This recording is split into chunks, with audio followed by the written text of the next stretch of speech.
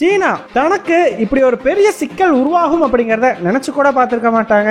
ஆனா அப்படிப்பட்ட ஒரு மிகப்பெரிய பிரச்சனை அப்படிங்கிறது சீனாவுக்கு இப்ப உருவாகி இருக்குது. ஆனா சீனாவினுடைய இந்த பிரச்சனை அப்படிங்கிறது இப்ப இந்தியாவுக்கு சாதகமா மாறி இருக்குது. சோ இந்த வீடியோல நம்ம என்ன பார்க்க போறோம் அப்படின்னா, அப்படி என்ன பிரச்சனையில இப்ப சீனா சிக்கி இருக்கிறாங்க, சோ எதனால இந்த ஒரு பிரச்சனை இந்தியாவுக்கு சாதகமா இருக்குது, இந்த ஒரு சிக்கலை சீனாவால சமாளிக்க முடியுமா, இந்த மாதிரி பல விஷயங்களையும் இந்த வீடியோல ரொம்பவே டீடைலா பார்த்தலாம். வீடியோவை லைக் பண்ணிக்கோங்க, சேனலை சப்ஸ்கிரைப் பண்ணிக்கோங்க. வாங்க வீடியோக்குள்ள போயிடலாம். அறிவோம் தெளிவோம் உறவுகளுக்கு அன்பான வணக்கங்கள்.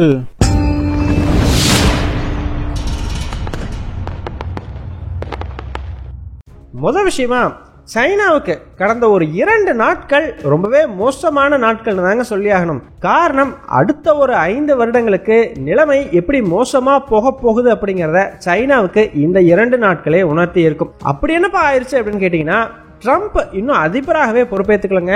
ஆனா சீனாவுக்கு எதிரான நடவடிக்கையை அவர் ஆல்ரெடி ஸ்டார்ட் பண்ணிட்டாப்படி. ஸோ ட்ரம்ப் பார்த்தீங்கன்னா அவருடைய தேர்தல் பிரச்சாரங்கள்லயே சைனாவுக்கு எதிராக ஒரு அக்ரெசிவான பாலிசியை ஃபாலோ பண்ணுவேன், ஸோ சீன பொருட்களுக்கு 60% 100% வரி விதிக்கிறதோட இல்லாம இந்த மிலிட்டரி ரீதியான ஸ்ட்ராட்டஜி அப்படிங்கிறதும் சைனாவுக்கு எகென்ஸ்டா ரொம்பவே அக்ரெசிவா தான் என்னோடது இருக்கும் அப்படின்ற மாதிரி எல்லாம் சொல்லியிருந்தாப்படி. சரி, தேர்தல் பிரச்சாரம் வந்துட்டா வாய்க்கு வந்ததா உளறதான் அப்படின்னு சொல்லி எல்லாருமே நினைச்சாங்க.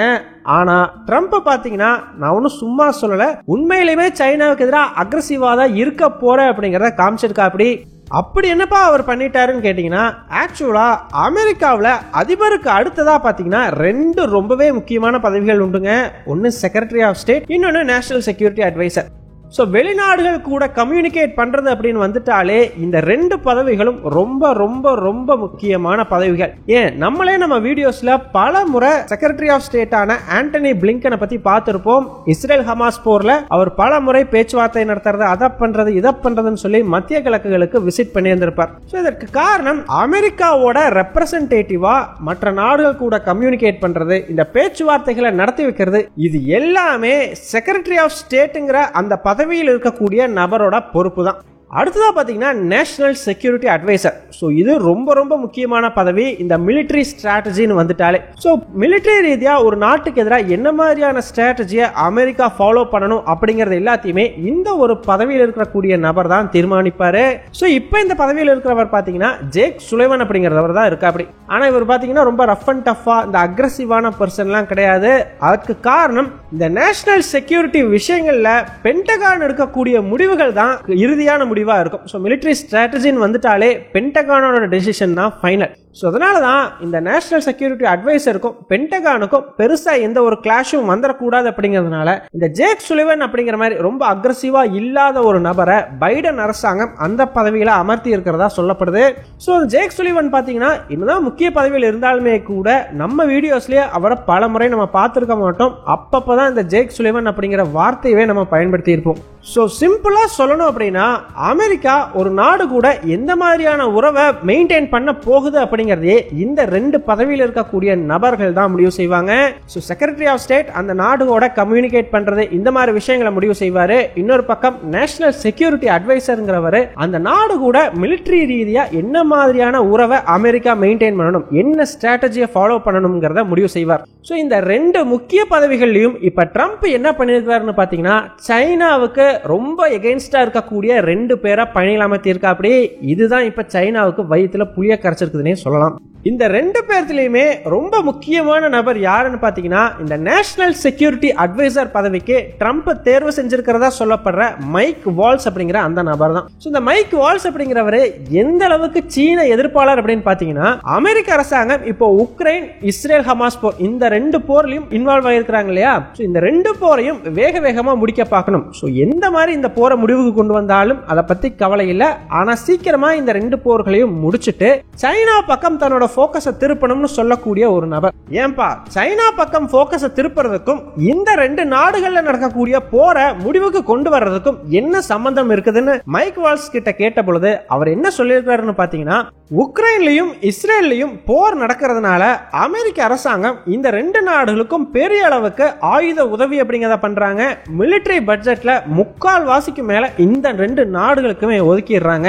சோ இதனால பாத்தீங்கன்னா தைவானுக்கு பெரிய அளவுக்கு அமெரிக்கானால நம்மளால ஃபோக்கஸ் கொடுக்க முடியறதில்ல, தைவானுக்கு தேவையான ஆயுதங்களையும் அவங்களுக்கு நம்மளால விற்க முடியறதில்ல.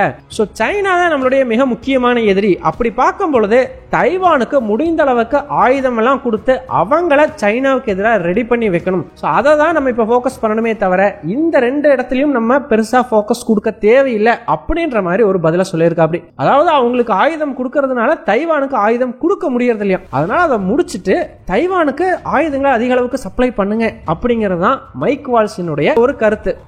ஆல்ரெடி பைடன் அரசாங்கமே இப்போ அவர்களுடைய ஆட்சியோட இறுதி கட்டத்தில் இப்ப தைவான்ல எலெக்ஷன்லாம் நடந்து புதிய அதிபர் தேர்ந்தெடுக்கப்பட்டிருக்காரு இல்லையா, அவர் கூட பேச்சுவார்த்தையெல்லாம் நடத்தி கிட்டத்தட்ட ஒரு 2 வாரத்துக்கு முன்னாடி தாங்க $2 பில்லியன் அளவுக்கான ஆயுதங்களை தைவானுக்கு கொடுக்கறதுக்கு அமெரிக்கா ஒரு அப்ரூவல் அப்படிங்கறதே கொடுத்திருக்குது. ஸோ ஆல்ரெடி பைடன் அரசாங்கமே இந்த ஆயுதங்கள் தைவானுக்கு சப்ளை பண்றதுங்கிற விஷயத்தை ஆரம்பிச்சு வச்சிருக்கிறாங்க. ஸோ கரெக்டா இப்போ Mike Waltz national security adviser பொறுப்புக்கு வந்தார் அப்படின்னா சொல்லவே தேவையில்லை. அவர் ஆல்ரெடி சைனாவுக்கு எதிரான ஒரு நபர். இவரோட தலைமையில் தான் இந்த மிலிட்டரி ஸ்ட்ராட்டஜி அப்படிங்கறதே உருவாகுதுங்கும் பொழுது சைனாவுக்கு எதிரான அவருடைய மிலிட்டரி ஸ்ட்ராட்டஜியை தைவானுக்கு பெரிய அளவுக்கு ஆயுதங்கள் கொடுக்கறதா தான் இருக்கும். ஸோ தைவானுக்கு இப்ப இருக்கக்கூடிய பைடன் அரசாங்கம் $2 பில்லியன் அளவுக்கு தான் கொடுத்திருக்கிறாங்கன்னாலுமே கூட மைக் வால்ஸ் வந்த பிறகு இன்னுமே ஆயுதங்களை அதிக அளவுக்கு கொடுக்கறதுக்கான வாய்ப்பு உண்டு. ஸோ தைவான் அரசாங்கமும் பார்த்தீங்கன்னா ஒரு 2 நாளைக்கு முன்னாடி, அதாவது மைக் வால்ஸ் தான் NSA ஆகிறதுக்கு வாய்ப்பு இருக்குதுங்கிற அறிவிப்பு வர்றதுக்கு முன்னாடியே ட்ரம்பினுடைய அரசாங்கத்துக்கு கீழே எங்களுக்கு அதிக அளவுக்கு ஆயுதங்கள் கிடைக்கும்ங்கிறத நாங்கள் நம்புறோம் அப்படின்ற மாதிரி சொல்லியிருந்தாங்க. ஸோ அதே மாதிரி பார்த்தீங்கன்னா அவங்க நினைச்சதே இப்போ நடந்திருக்குது. ஸோ கண்டிப்பா மைக் வால்ஸ் வந்தாருன்னா தைவான் மட்டும் இல்லை, சவுத் சைனா சீல இருக்கக்கூடிய மற்றொரு சீன எதிரி நாடான பிலிப்பைன்ஸுக்கும் தேவையான அளவுக்கு ஆயுதங்கள் உதவிகள்னு சொல்லி கொடுத்து சப்போர்ட் பண்ணுவாங்க. ஸோ ஒரு அக்ரெசிவான பாலிசி அப்படிங்கிறத சைனாவுக்கு எதிராக ஃபாலோ பண்ணுவாங்க, இதுல சந்தேகமே தேவையில்லை. சரி, நேஷனல் செக்யூரிட்டி அட்வைசர் தான் இப்படி, அட்லீஸ்ட் மற்ற நாடுகள் கூட அமெரிக்கா சார்பா பேச்சுவார்த்தை நடத்தக்கூடிய இந்த கம்யூனிகேஷன்லாம் மெயின்டைன் பண்ற இந்த செக்ரட்டரி ஆஃப் ஸ்டேட் அப்படிங்கிற பதவிக்கு வர்ற நபராச்சும் சைனாவுக்கு எதிராக இல்லாம இருப்பாங்க அப்படின்னு சொல்லி சைனா நினைச்சா, அதுலயும் பாத்தீங்கன்னா மார்க் ரூபியோ அப்படிங்கிற நபரை ட்ரம்ப் அரசாங்கம் பதவியில் அமர்த்த போறதா சொல்லப்படுது.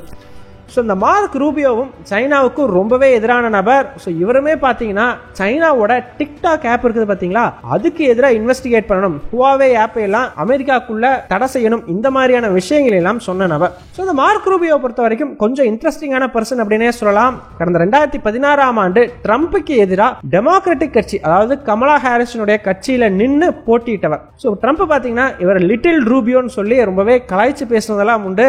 ஆனால் அப்படிப்பட்ட நபர் இப்போ ட்ரம்ப் கூட சேர்ந்து எலெக்ஷனில் நின்று ஜெயிச்சு ட்ரம்போடைய அரசாங்கத்தில் ஒரு மிக முக்கிய பதவியவே வாங்க போறாரு.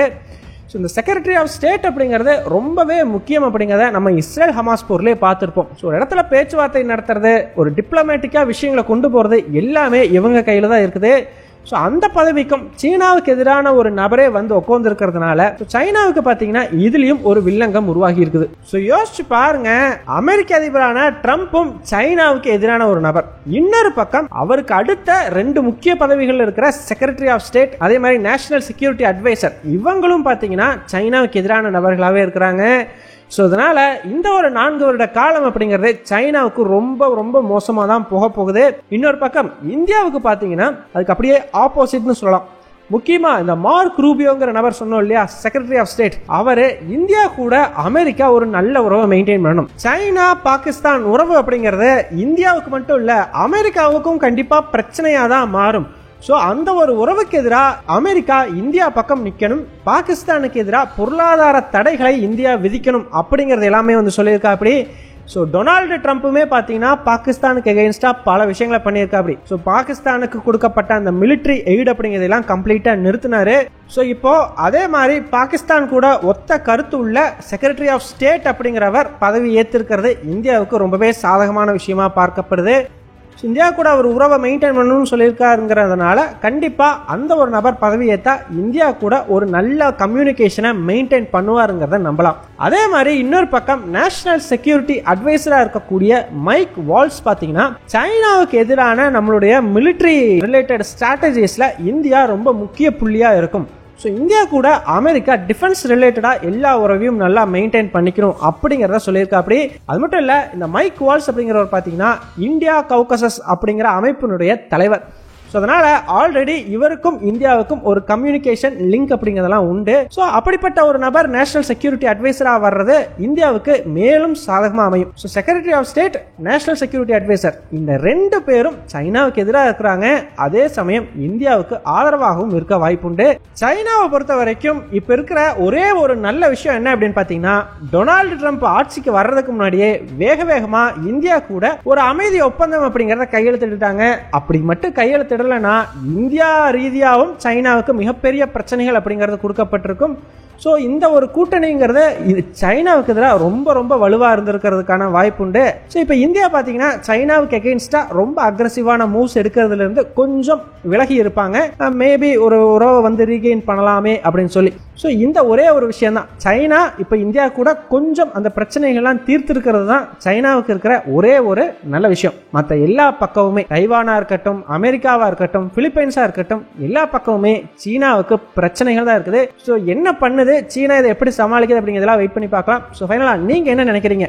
இந்தியா இந்த 4 வருடங்களை தனக்கு சாதகமா பயன்படுத்திக்கிட்டு சீனாவுக்கு எதிராக அக்ரெசிவான பாலிசியை ஃபாலோ பண்ணணுமா, இல்ல இப்பதான் கொஞ்சம் உறவெல்லாம் சுமூகமா வர ஆரம்பிச்சிருக்குது, அப்படியே கொஞ்சம் சுமூகமாவே போயிடலாம்னு சொல்லி ஒரு அமைதி வழியை கடைபிடிக்கணுமா? உங்களுடைய கருத்துக்கள் என்ன அப்படிங்கறத மறக்காம கமெண்ட்ஸ் சொல்லுங்க. எங்க டெலிகிராம் சேனல் லிங்க் டிஸ்கிரிப்ஷன்ல கொடுக்குறோம். இன்ட்ரெஸ்ட் இருக்கிறவங்க ஜாயின் பண்ணிக்கோங்க. ரொம்ப முக்கியமான செய்திகள் அதில் பகிரப்படும். வீடியோ பிடிச்சிருந்ததுன்னா லைக் பண்ணிக்கோங்க, சப்ஸ்கிரைப் பண்ணிக்கோங்க. இதன் மூலமா எங்களுடைய வீடியோஸ் இன்னும் நிறைய பேருக்கு போய் சேரும். முடிஞ்சா உங்களுடைய ஃப்ரெண்ட்ஸு கிட்டையும் நிறைய ஷேர் பண்ணிக்கோங்க. இது எங்களுடைய உழைப்புக்கு நீங்க கொடுக்குற ஒரு ரிவார்டா இருக்கும். நன்றி.